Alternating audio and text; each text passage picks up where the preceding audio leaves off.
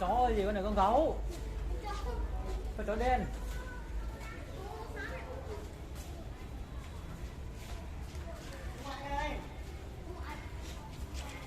Cái xe cỡ.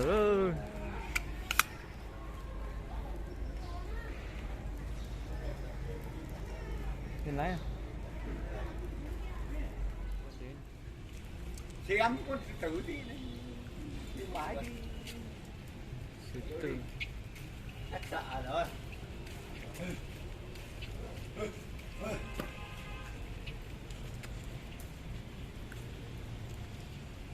Lọt tía ơi, sư tử.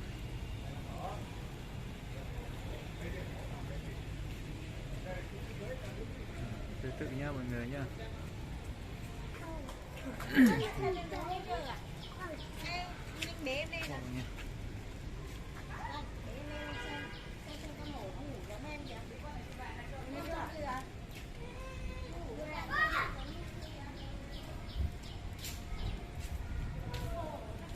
Có một số con nó không ra. Đấy, con hổ nhọn nằm tít trong kia.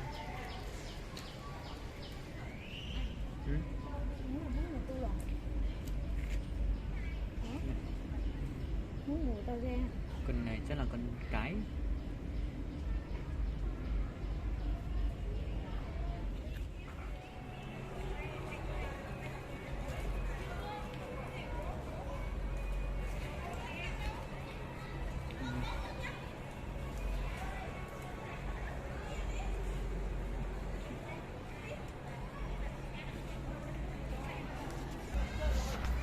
Này.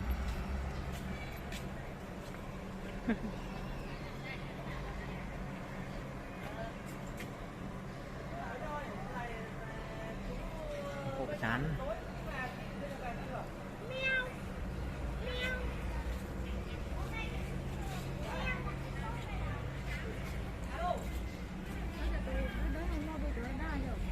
Để con dưới kia nó to gì. Thế rồi.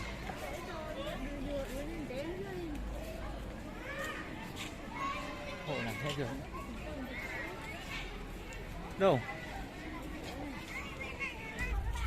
Đi sang bên này. Bên này là Hà Mã. Đấy, Hà Mã. Trước có 2 con, bây giờ có 1 con rồi nhỉ?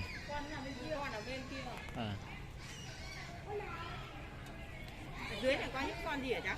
Hổ với sư tử. À thì à? Vâng. Nào xuống trong hổ sư tử. Đây dưới này. Đấy, đi đường này đi thẳng vào trong bên kia có sư tử với hổ trong kia. Đây con Hà Mã nhá. Chụp với được hay?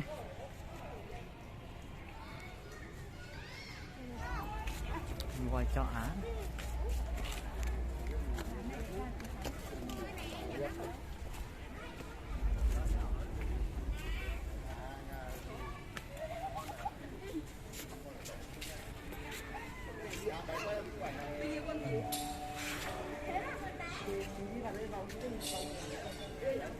Mình đi bên phải.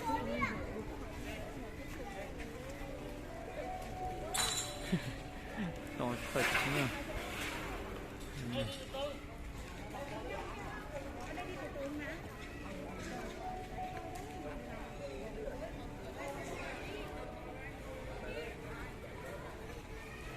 Người ta bổ xít chân lại rồi.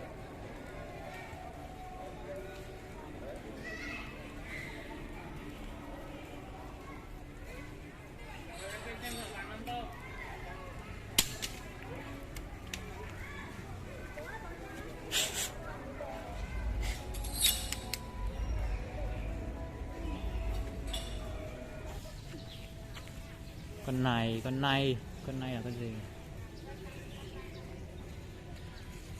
Con này là con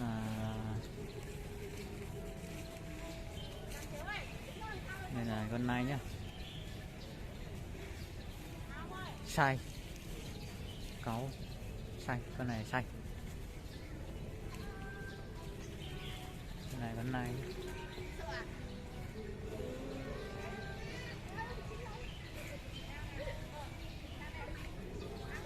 Có cả cái này con này